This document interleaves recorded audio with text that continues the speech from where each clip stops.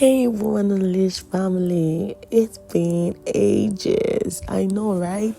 I know it's been ages that we've shared the word here on this app, and it's been a while, that we got to get the revelation and teaching together. But we're here right now, and I greet everyone across the continent. Thank you for listening.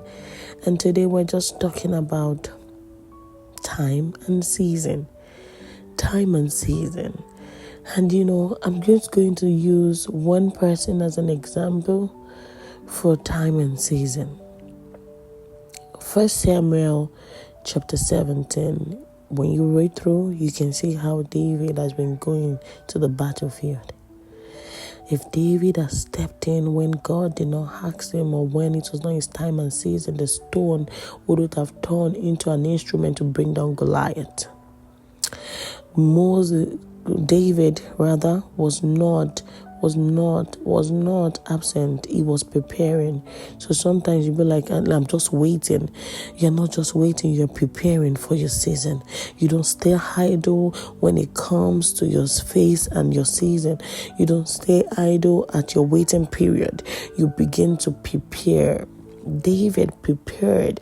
He was preparing. And when it was time for him to move, he was able to move, and he was able to sling the shot against Goliath. Someone who has been going to the field as a messenger, all of a sudden he came back as a champion because his season was that time. The season was the time God has assigned it to be.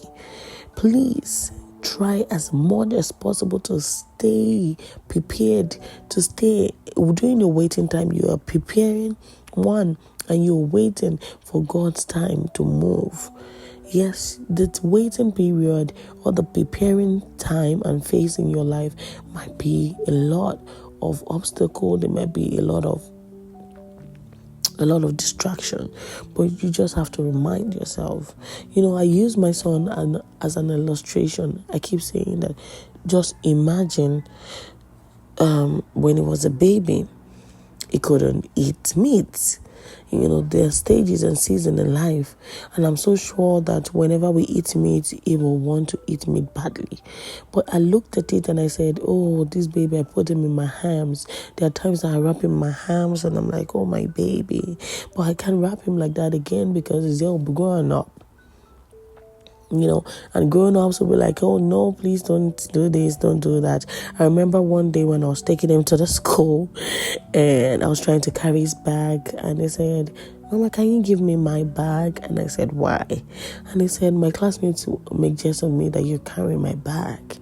Like, he's now so big. And I'm like, what? Am I at this stage where I have to release that this child is no longer a baby and that is now all grown?